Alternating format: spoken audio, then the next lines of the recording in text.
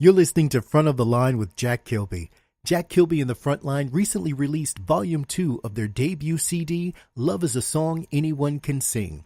In this episode, I check in with Jack Kilby and see how his musical journey has been progressing. But in keeping with the spirit of the release, we're going to break this interview into 3 parts.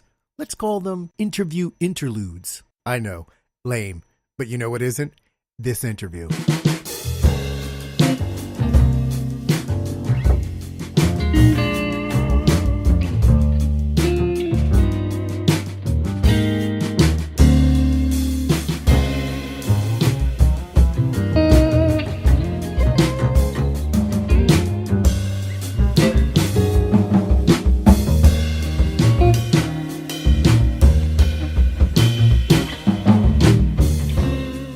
Jack, welcome to the Front of the Line. Hey, it's good to be here. Thanks so much for having me. Absolutely. So, Volume 1 came out last year, was a huge success. People loved it. Volume 2 just dropped recently. Talk to me and tell me what's been going on. Well, it's really interesting. I feel it's just very different, like the feeling, on the days in which, I released Volume 1 versus Volume 2. It's just kind of funny in that, this is my first real, stamp, on a project. So there was definitely a lot of, emotion going on, around the time of Volume 1. I also just had a lot of stuff in life. Life was happening a lot, experienced a fair amount of loss around that time, as well as some international travel unexpectedly, and some very joyous moments with some good friends. So there was just a lot going on, and to have the 4 shows that I booked to coincide with the release, back to back to back to back, and dealing with getting folks here because I'm the only one in my band who lives where I live. But so it was just a lot, man. I mean, especially because you work on this project for so long, right? I mean, I recorded the album in September of 2017. And then even before that, I'm working on the music, playing gigs with the band.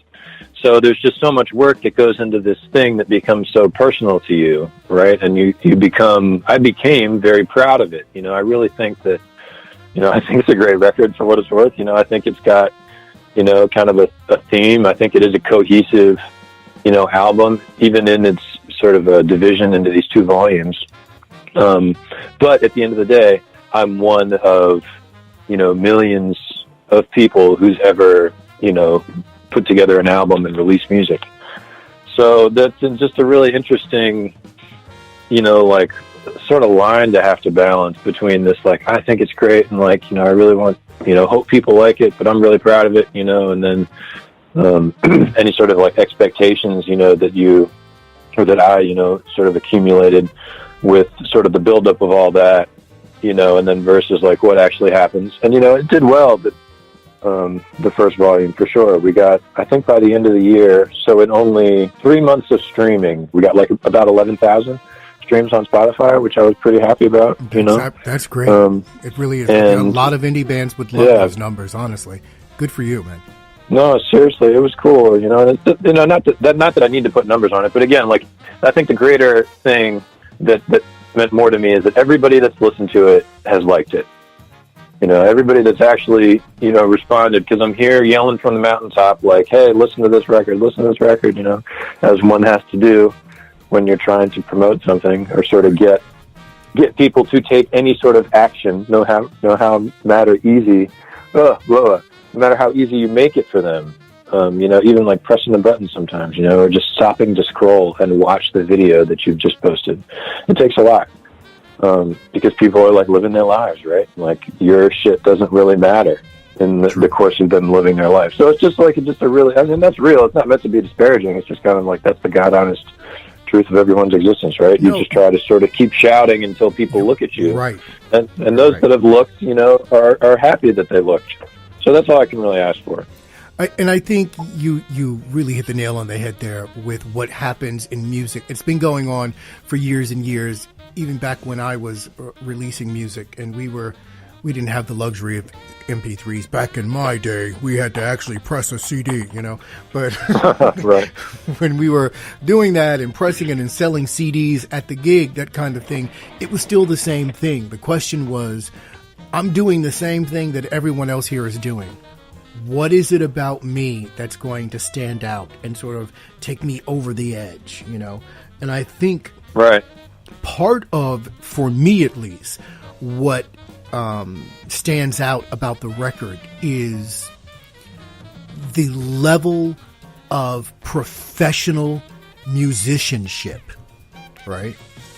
And Those guys can play. Right. I really need people to get that because you have bands to get together and they play together, and it takes nothing away from indie bands or bands that are coming up. Absolutely, do your thing. But there's something about a seasoned group of musicians, even when some of the musicians in the group aren't seasoned, right?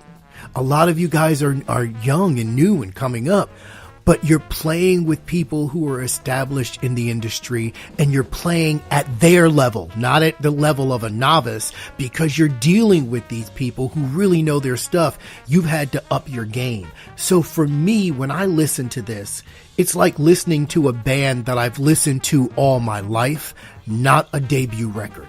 And that's what I can appreciate and enjoy from it as a musician to another musician. Like, it's just superior. Audio quality, the musicianship, the arrangements. Your arrangements are killer, man.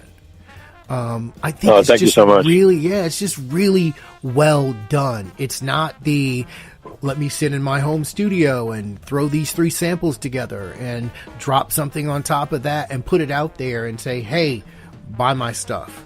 You really put a lot of work and effort into this, not to mention money. We know how that goes. And Right. I think it's paying off. So kudos to you on that. Man, thank you so much. It means a lot because, yes, you're right on all accounts. Really Tell great. me, when it came down to this release, you decided to release it in 2 parts.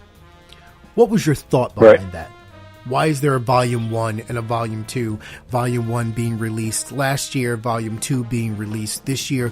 What was your thinking behind that? Well, it's kind of funny in that I think there were 2 or 3 elements that came together to make that happen. One is just the fact that typically on a gig you play 2 sets, and so you got to give the early crowd, something that they want to see, and hopefully something that's, a cohesive, set, because no matter what type of music I go see, if it's so much of the same type of thing, like my ears after 45 minutes are just kind of spent, if all the tunes have the same feel or they're the same intensity or tempo or whatever it is, like they really lose me. No matter how good the band is, I just find myself drifting off. So to me, it was sort of came of, what am I going to play in the first set and what do I play in the second set? Now, when I assembled all the music, it's funny in that I did often sort of struggle to put together a good, set, especially because I like a lot of like shuffly, kind of medium tunes. I could play that shit all night. But, you don't want to play that shit all night. And so the thing that really helped me was my best friend, FOTL, who certainly had a hand in helping produce the record, just in terms of the number of things that I would bounce off him in our conversations, the number of nights we spent playing. It's funny in that he would help me learn my arrangements because he's a very competent drummer. And so I'd be hacking the stuff out on piano, or trying to play through it on the piano, and he'd be playing the drums, behind me. So that was great. But he was the one that really suggested that I had enough material such that I could release it in 2 parts.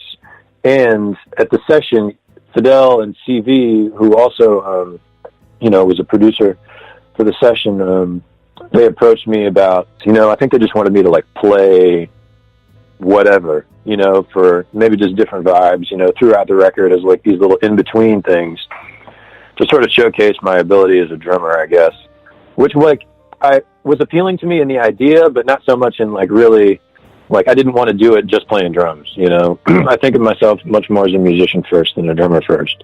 So what I did instead was recorded all those little interludes, or as you'll see them on the album, With Love from blah, blah, blah, whether it's the house band recorded here at the Crab Shack, or Chris Monson, my bass player, did a beautiful version on piano. My friend Ian Dancy on pedal steel, which is very cool. Sam Blakelock on guitar. So at that point, by the time I involved those like interludes with the 10 full-length tracks that I had, I really did have enough material to be able to have, a volume 1 and 2, as well as, the other element was just the type of music, because I get that we do a lot of, quote-unquote jazz or like straight-ahead, bebop, but I think of myself as, again, I'm not just trying to just do that. I really like hip-hop, I like R&B, I like rock and roll, I'm in an Americana band. So it's important to me to have my music reflect that. And some of it, delves into like Life in a Glasshouse, it's kind of very New Orleans dirge, but also kind of rock and roll, and that had Antonio Hart on it. And that's sort of towards the end of volume 1. But then when you get into the volume 2 that has like Jupiter, which is an arrangement that has 5 horn players, that one expands the band, to trumpet, trombone, tenor sax, Antonio on alto sax, Peter Del Grosso on French horn. Wrote a beautiful intro. Definitely check out Jupiter if you haven't, and for his awesome, intro to that.